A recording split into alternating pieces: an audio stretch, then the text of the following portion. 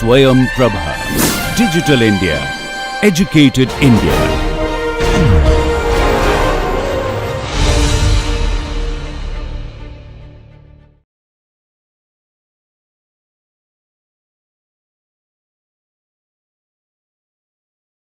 So we have the, we will mirror later the structure, okay? So I will just make the left part and we will mirror everything. So we have the members defined, also tapering. Let's do supports. There are two types of supports that we will use. There are those supports that you would typically define in every software. In this case, these are the supports at the column base. That's obvious that we need their supports. The supports can be found in the structural members top page, and there is this nice icon which looks like a pinned support. Then you click on it, and on this screen there is a combo box where by default fixed is written. If you click on the combo box, then a list is populated which contains a set of predefined, most commonly used configurations for the different degrees of freedom. What we will need is, of course, we want to support the displacement of the column base in each three directions, and also around rotation around the vertical axis. Now at this moment it's already important that Consteel can always and only work in 3D. So there's no such option that even if I design a 2D frame, I can limit the model to 2D. And many softwares have this option, but in Consteel we don't have, because you will see why. So we select the X, Y, Z, Z, Z. That means restrained displacement in each three directions, which these are considered as global directions because this symbol is selected. As I said also yesterday, we could have user-defined and local, but we stay with the global, which is the default. X, Y, Z, and Z, Z means that rotation around the global vertical Z direction. So X, Y, Z, Z, Z will be fine for us. That means that we don't make any fixation against rotation, and also warping is free. It can appear. Now it's a good question if it's true or not, but that's probably the easiest assumption. And then once we selected this already predefined configuration, I just click on the line of the column.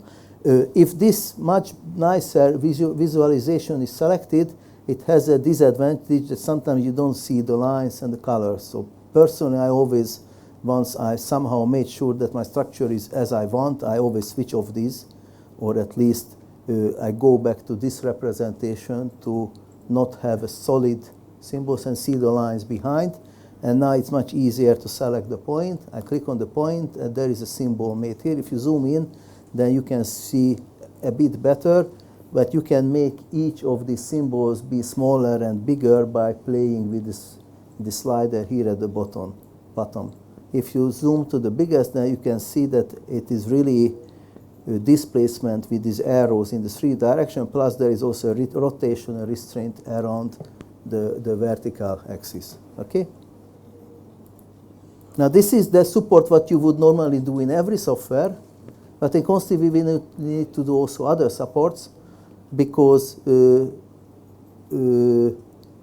Consteel is a 3D software, and we will perform linear buckling calculation even if we define only in-plane loads, which will create only deflection in the plane. As we saw in Consteel, if you want to perform buckling calculation, which is hopefully you want, then the only way in Consteel to get there is to perform linear buckling calculation, but linear buckling calculation is really 3D problems. Even if this is just a 2D structure, the displacement will go in the weakest direction of the structure, which is always out of plane. So we need to also assign out of plane supports. Now, what are the out of plane supports for these structures?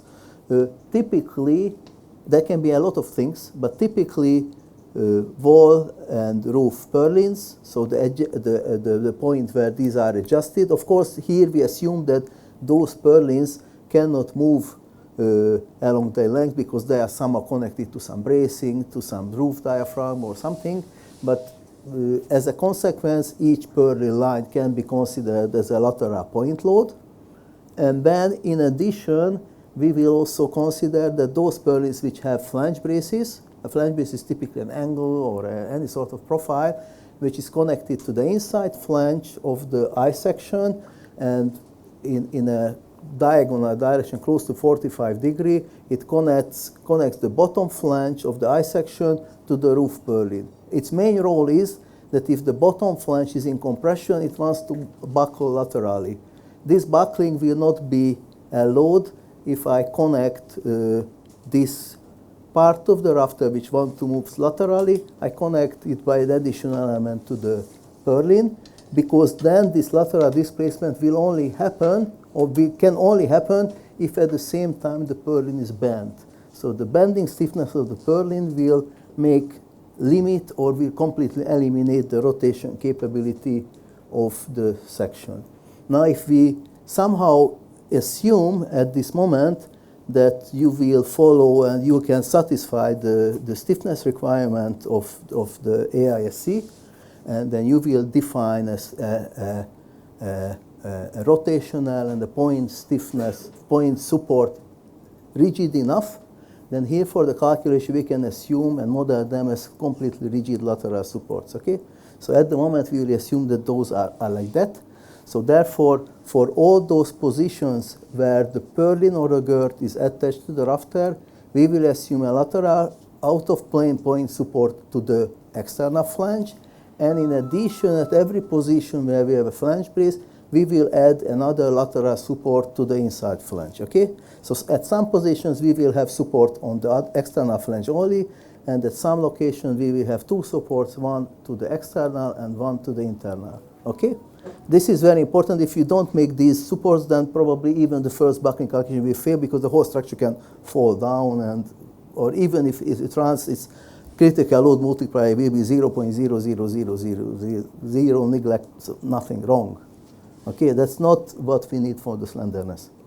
So let's define out-of-plane supports. Again, these are supports, exactly the same supports as the one we already defined. So we come to structure member point support. But instead of the X, Y, Z, Z, Z, we select the Y. The Y is the global Y axis, which is at the moment out of plane direction. And but we don't want to place the support on the reference. If I click anywhere on the member, then you see immediately graphically that the support was positioned on the reference line. So this is my reference line with a lot of effort. This is the internal, the inner line with quite a lot of CAD functionalities I finally managed to do. This is the reference line of the members. If I don't define any additional eccentricity, then every object which is attached to the member will be positioned to this line.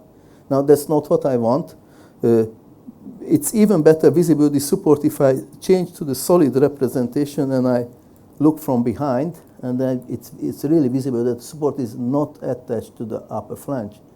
That's not what I want, so now I delete it, because I will need to define also an eccentricity, not just the position, but also an eccentricity. So I go back to the support, and in order to define eccentricity, I can click on this drop box, and it has several options, but it's probably more graphically understandable that instead of clicking here, click on the three dots, and then you have such a visual symbol where you can just simply select the top flange here.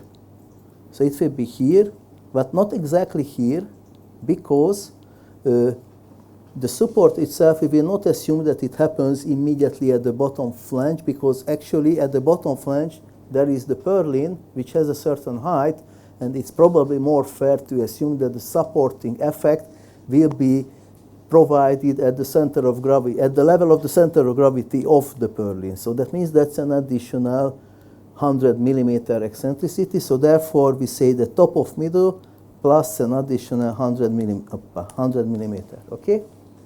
Now this is fine. Now let's be fully perfect. I delete it, because the distance of the first purlin was defined along the slope, which is funny, and because that 200 millimeter on the top is not 200 millimeter at the third line level. So now, because we started earlier from what I made in the PDF, we have now the external line, so we can do it precisely. So let's make first a line at the, wait, how the hell can I do that?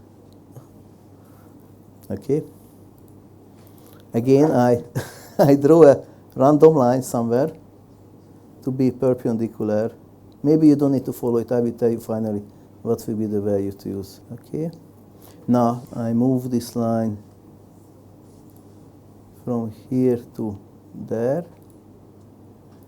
Now I move the line from here along the line L and 200. Now it's here. And now this way we found the intersection point.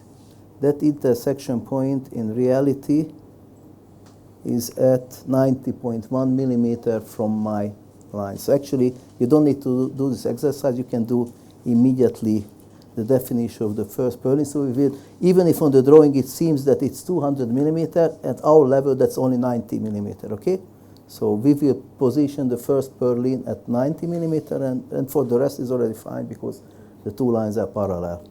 So we go back to structural member, out of plane support, select the Y, top middle 100, and now I would need to click at 90 millimeter from the end. Now, it's not so easy to click at 90 millimeter from the end just by eye, but there are some helper functions. As I said, this N is not always N. It can be changed into many things else, including also into a D. If you click it twice, then the N becomes D, and that means that this is a distance function. I can change the 1000 into 90, press and enter, and that means that Consteel will place points along the line at 90 millimeter, okay, from the end, but that's not good because at the moment my line of the end is here. So first of all, I need to make sure that my line will really start from the intersection. Okay, at the moment you see the line itself is longer, so even if I have this beautiful 90 from the end function, this will start to measure the 90s from here. But I don't want to measure it from here, I want to measure it from the intersection. Okay, so first of all I will trim the lines to start really from here.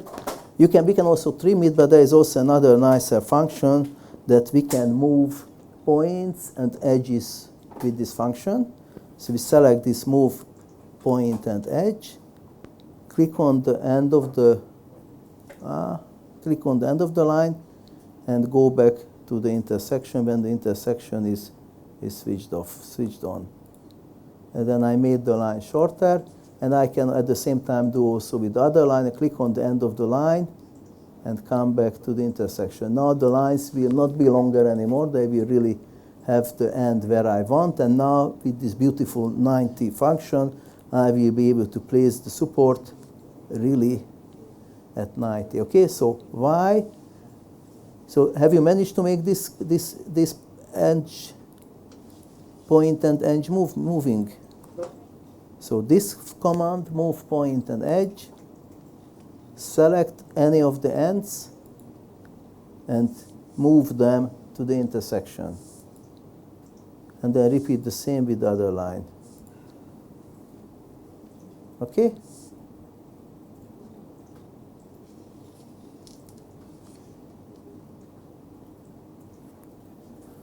I'm stupid because I wouldn't have done it because it's actually the length of the line is exactly 200. So don't do that. There's no need to make any trick. Just enter 200 and don't trim it and just click on the so easier. Okay. So forget everything what we did now. Okay, so structural member, point support, Y, top middle 100, not 90 but 200 into the D, approach the line from its end, and Consteel will show the red dot. Go to the red dot and click on it. Okay, now we will have a support which is visibly made of an orange line which is going into the sky, and then this very well-known symbol for the restraining in the Y direction is placed on the top of it. Why? Because when I switch on the supports representation, then we will see that this is really placed at its real location. So the support is really positioned at the level where it is physically located. As you can also see that this is it really in the middle of this gap. That's the gap of the 200 millimeter which we kept to incorporate the space for the purlins. So now we have the first one, and now the rest is relatively easy, because for the first 1, 2, 3, 4, 5, 6, 7 times, we can make a copies of 105 millimeter along the slope. So I select I go back to a much easier to understand representation. I select my support. I go to the copy, but instead of 1, I will change the 1 to 7, because I want to, I don't know if it's maybe only 6, doesn't matter. So to 7, start the base point, and now I need to say that it must be 1,500. What do? I start to go on the line, press L, and enter 1,500. And as a result of that, I will have plenty of supports positioned. If I don't want to see these many dots at 200 millimeter anymore, I change the N, click on the D to turn to N, and I keep maybe the N equal 2. That means that only the middle lines are shown. So now I here have many supports, and then I have one more additional at 1 meter. So I select the very last one, again come to copy. The 7 is lost, so it's automatically anyway 1, so it's fine. I click on the line of the intersection, I start to move along the line, press L, and enter 1,000. And now we have one more support there. Okay? Now this was the purlin provided lateral point support. Now let's do also with the flange braces. As it is visible on the picture, we have a flange brace on the 2nd, on the 5th, and then on the 7th, 8th, and the 9th purlin. That goes very easily. That's, and again, a support. As we said, this will be another lateral support, but this time attached to the bottom flange. So point support Y is fine. Instead of top middle, we will select the bottom position. We cancel the 100 millimeter because this we don't need. We assume that you can make it nicer. You can deduct the flange thickness a bit more. You can do what you want, but I will not be so precise. I just change it to 0, and the only thing I need to do is that I click on the position of the 2nd, I don't remember what was on the 5th, and also on the 7th, 8th, and 9th. As you can see, Consteel knows that this is a taper number, so it will know automatically the height of the tapering, and therefore it will place the supports accordingly. And that's not just that it knows what is the actual size, but it knows also that when I changed it, and I changed it to maybe 1,200, and it will be deeper. No, it didn't. That's a bug, unfortunately. But normally, it should have moved also the support. This, unfortunately, it's not a fully maintained version of Consteel, and this was already. So this is not so intentionally it should follow, because it's a. We didn't say that the distance is a certain millimeter from the reference. We said that it is at the actual bottom level. Now, if I change the profile, assign another profile, make a tapering deeper, then this instruction is always re-evaluated, and everything is moved to the actual position as it should be. So I don't need to make the change. Unfortunately, it seems that this doesn't work in this version, but that's by intention it should work. Okay, and now let's see the column. On the column we have, that's the column what we checked today at the beginning. It has 2 supports, one at 2.2 meter of height and another 1.5 meter above. So let's again go support. Let's define first the supports on the external flange. So the Y, top flange, again another 100 millimeter of eccentricity, and let's say that at 200 millimeter high. What do I easily do? I change to distance 2,200, enter. I search for my point, and I click on it. So this is now 2,200, because 2,200 is the instruction to put the point. And I start, it's always important to So if a line is maybe 3,000 millimeter long and I say 2,000, obviously if I start from this end, then 2,000 will be here, and there will be another 1,000 from here. If I start from this direction, then there will be 2,000 and 1,000. Consteel will always place the position starting the line from the end, which is closer to my actual position of my mouse cursor. Okay, so that's why I always approach my mouse that line of the object from which I want the measurement to be made. Okay, so that's why I always came close to the line from below, and then the point appears. If I do it from the reverse direction, then you see that the red point appears here at the higher position. The red point is now here. The point disappears automatically after 3-4 seconds. But it's very important, and that's very easy to make that mistake. So it's not just enough to say the distance, but you need to also show this way from which direction you want to measure the distance. So that's 1,500, and the other is at 3,700. So I just simply change the 2,000 to 3. Again, I start from the bottom. I look for the red light to appear. I quickly go there, and I click on it. And now if I want a flange brace, it's easy. I just change to go to the inside. I eliminate the 100, and I click on both positions. Okay? Now if you see the solid view, then we can see that we have many, many symbols. If I'm not happy that these are so big, I can make them smaller or bigger. And now these are the lateral supports. And now if I want to mirror everything to the other side, actually I do exactly the same like what I did at the beginning with these. Now one support is still missing. I still need to put here a support to the corner. That will be a bit tricky, but not complicated. Just again, it comes another specialty of Consteel. I come again to point support. Again, I select Y. Again, I select top. Again, I select the 100 millimeter. And normally, I click to the intersection. But when I click to intersection, no support is placed, but another question is asked. It says select the structure member. Obviously, at this location, there is not just one member, but there are two.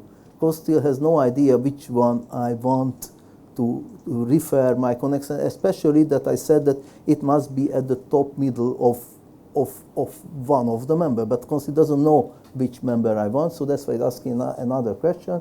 I need to click this time on the column. Once I click on the column, then it is placed here. If I was clicking on the rafter, then this point would be moved here. Okay? Exactly here in the corner we cannot put. So in the reality, probably the support is there, but there is no structural element there. Now we are we are at the moment to mirror everything. I can also just simply select everything. That's the simplest. Doesn't matter if there will be some extra lines. Doesn't matter. So I select everything. Come to the mirror function. And we will be ready exactly at 6 o'clock. I click on the line, press X, 0, enter, and we are ready for today. To save your model, File, Save, or Save As. If you save, there are two options depending on what sort of license you have. Probably most of you have at the moment a student license, and for student license typically you can save to the cloud only. Okay, those who purchase commercial licenses, they can save it also to computers, of course. The reason why we have this cloud is that we have another software called SteelSpace.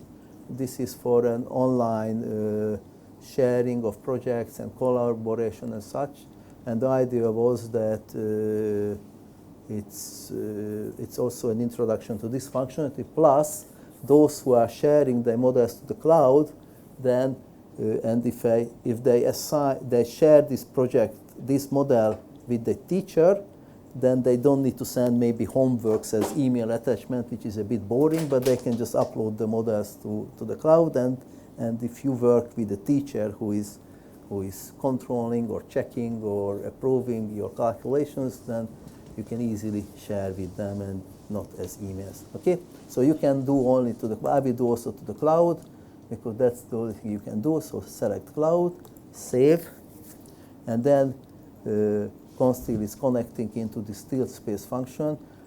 Sometimes it fails for the first, then you can start it again. Unfortunately, it has some issues sometimes with the different network settings, firewalls and such. So as you see also now it appears as empty. If it doesn't work, then again just simply close and try again. For the second time usually it works, you see. It's what a trick. And then now you can have also folders. So you can do everything what you want. There are also some default models already provided by us, which are visible here. Some of them are in Hungarian, so that's a bit of confusion. But you can always create a model for you, yourself, or you can just save it here. You can say frame. You can put also some text, a description, something, and click on save. And then this will be saved on to this cloud folder, okay? So this was for today. And tomorrow we will start with loads, and then we will start to do also calculations. What's the main purpose? Okay?